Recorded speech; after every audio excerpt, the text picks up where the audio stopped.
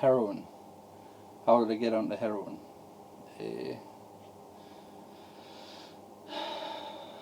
It's a long story, really. I spent years and years of my life on painkillers because I've got Crohn's disease, and the more years I was on them, obviously you grow more and more dependent.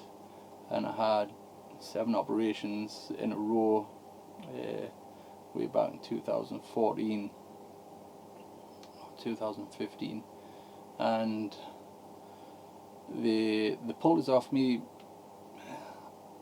morphine abruptly, really quickly. They weaned us off within a couple of days, and it didn't do us any good. And as I'm on my own in my house, just depressed, and I knew I would get a hold of it on my own when I found out I could do that. And I thought, why am I suffering and pain? I can just go and get some, and I'll wean off slowly. I'll do it sensibly, because that's going to work, isn't it? Yeah, that seemed like a good plan. In hindsight now, God, what was I thinking? Anyway, so that's what it did. And instead of weaning down, I'd wake up the next day and go, well, I am in pain today. I'm not very well. Yeah, and so I'll just have a bit more today, and I'll wean down tomorrow. That's what I'll do. And I kept on ramping it up, didn't I? And I didn't go down. I just went up and up and up, and got myself in the right situation. And once I realised I went way too far, and people close to us started noticing, and then they start to abandon you. Once I was truly alone, there was no one there to kind of nag at us and tell us not to do it. And I mean, I was off the leash then. I could just go as crazy as I liked. There was no one there to stop us, and I did. Yeah, and those days were pretty bad. They were pretty lonely times, really. Your whole day is taken up with worrying about getting the money for the next day, and then you're worrying about going to get, and then you go and get, and then you're briefly excited that moment of, oh, yes, got it, and then you instantly worry about the next day again, and that's all it is, just worry all the time, worrying about getting. Your whole life revolves around it. You stop doing anything that you love or like. You stop even liking anything that you know that you love. You just can't get any enjoyment out of anything.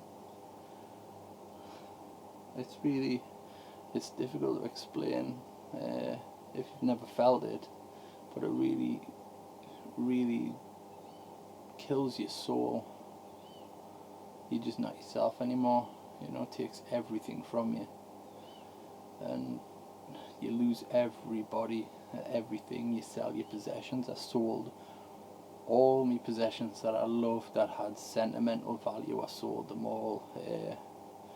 I ended up in real trouble where I had to end up selling just to fund me habit, and that's no way to live, because you're looking over your shoulder all the time, and you don't feel good about what you're doing, because you feel sorry for everybody who's on it, and you want to help everybody because they're in the same situation as you.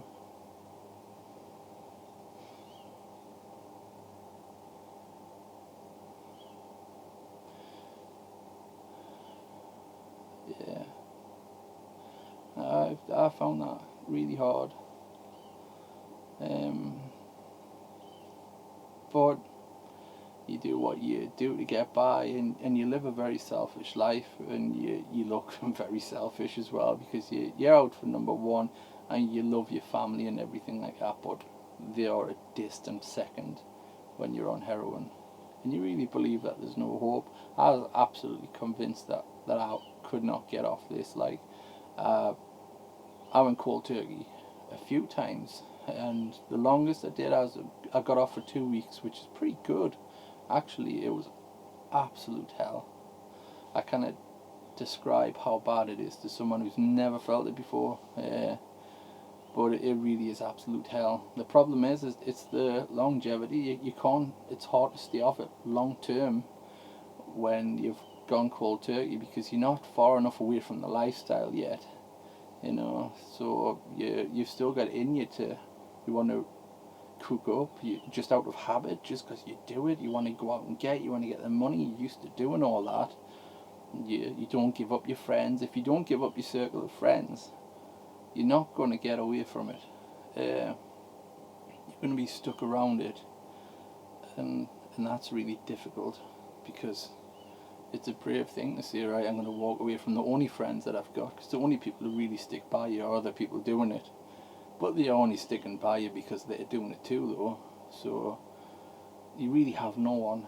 It's quite depressing. And I mean, my house was a tip. I stopped looking after it. I stopped looking after myself. I stopped eating. I went from 18 stone down to 11 stone. I mean, there was blood stains all over the ceilings, all over the walls, from the pins, and just using blunt pins all the time, and the wounds that I had, and nearly lost my legs, and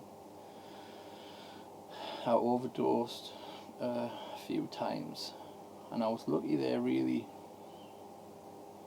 You don't feel that way at the time, and I used to think I'd have to kill myself. That was the only way to get off it, was to kill myself. And sometimes I would hope that I would accidentally overdose, so that nobody could say I'd done it deliberately, so they couldn't be mad at us.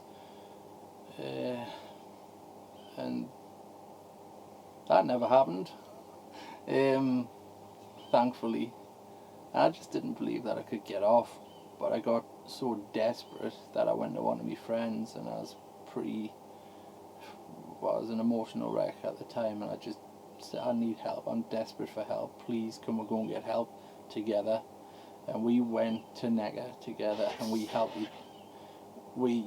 each other out, going to each other's appointments and things, making sure that I made sure he went to his, he made sure I went to mine. And I mean, I've got a brilliant drug worker. I broke down on my first appointment. It's pretty embarrassing, like, but I was a broken man. I was completely ruined. There was nothing left that was there. Nothing. There was no personality there. No parts of my character was left. It was all gone.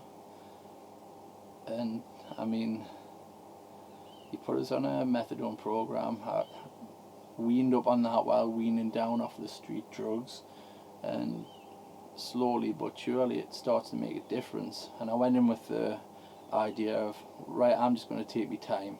I'm not going to rush this. I'm just going to go as slow as I want. As long as I get off it, I don't care. And because I went in with that attitude, and my drug worker was great, he was absolutely fine with that. He was really supportive. And because I'd done it that way, I ended up actually weaning off the street drugs a lot quicker than I ever thought that I would, just because I didn't put any pressure on myself, and it was great. Like, it got to the point that I used to, well, I still do, I still look forward to my appointments. I like to talk to my drug worker, and it helps us a lot, because he's not just helped us get off the drugs, he's rebuilt my life, really. Because it's not just the getting off the drugs, you're breaking your routine, and then once you've broke the routine, you get some distance between you and going to get every day, so you're not going to get the drugs every day and get the money. And that's what the methadone does. It breaks up the pattern for long enough that that's not your norm anymore, so you can start filling in that time with things that you might like to do. And at first there's nothing that you really like to do, because you don't know what you like to do anymore, and it's hard to get into the swing of things. You've got to kind of learn how to enjoy yourself again, or what to like. But once you start getting into it, it's really good, it's great. I mean, I do more now than I ever did before I got on drugs, and I enjoy it so much more, because I appreciate everything way more. I certainly appreciate my food a lot more. I've put all my weight back on and more. Yeah, I've got back into art. I got into digital art and photography and video editing, music. Cause I was a musician before I got on heroin, so I've got back into that. And my drug work, like I say, he helped us rebuild my life. He's got us connected again with people who may have those interests, or just people who are not just whole life is drugs. You've got to get away from those people, even if you like them. And that's the hard part, but you've got to make the decision, do you want to live? Because eventually it'll get you. I mean, out of our group, there's only me and my friend left. 8 of my friends died, one by one, and that was only in the last 3 years. 8 people gone. When one person dies, that's a massive hole it leaves in your life. There's an area of your town that you don't go to anymore because you don't need to, because they're not there. When there's 8 people, it just feels like there's nowhere to go. You don't know that many people on a close level anyway when you're living that lifestyle. And to lose them, it felt like I lost them all. And that's sad, because maybe we could all be here now if we'd all done this a bit earlier, but we didn't, because none of us believed that it would work. I was so sure that it wouldn't, actually. I just done it out of sheer desperation. I will do anything to get us out, because I hated it. I hated the whole daily routine. I just wish I had done it earlier and helped some of my friends who weren't as lucky. But yeah, it's given us a life.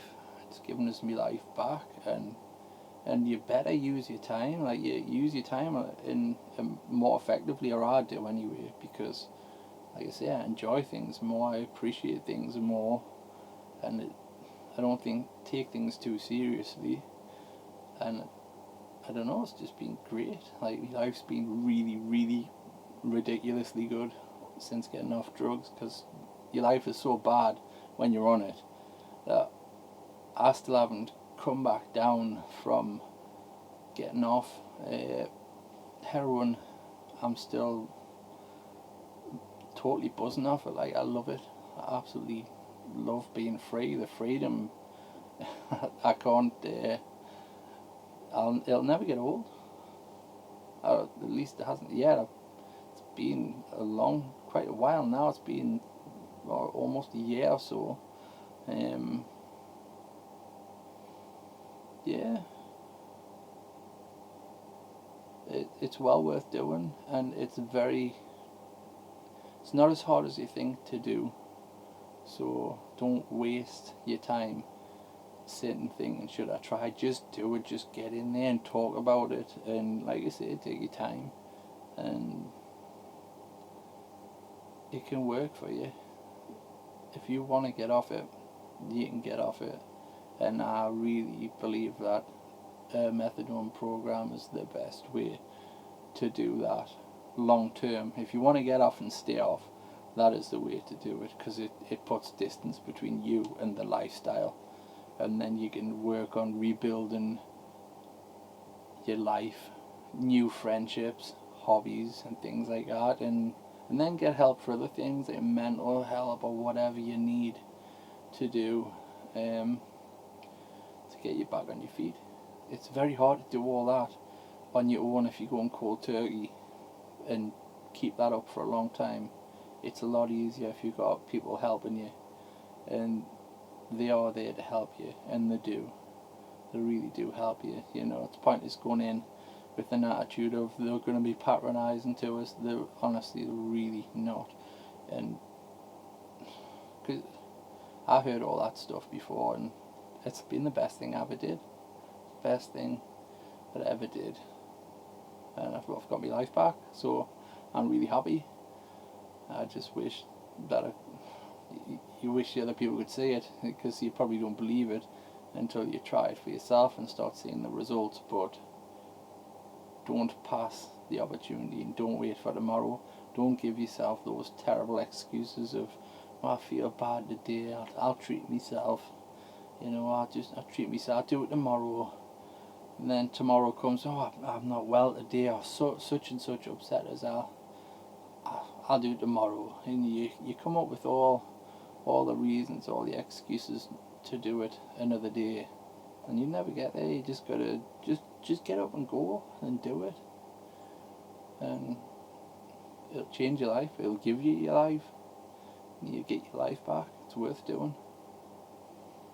So yeah, that's my story, and it's still ongoing.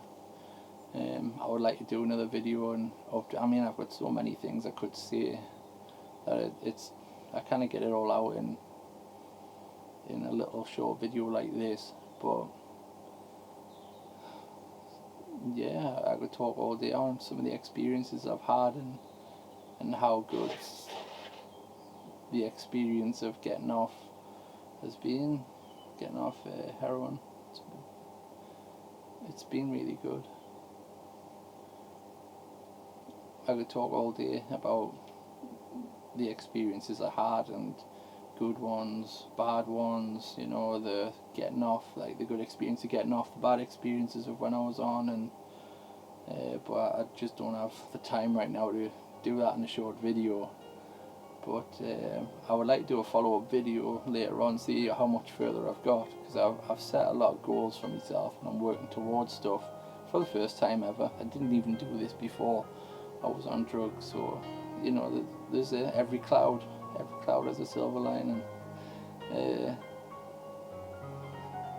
just give it a go. It's worth it, because if you don't, sooner or later, you know, you'll be missed by someone. You probably already are.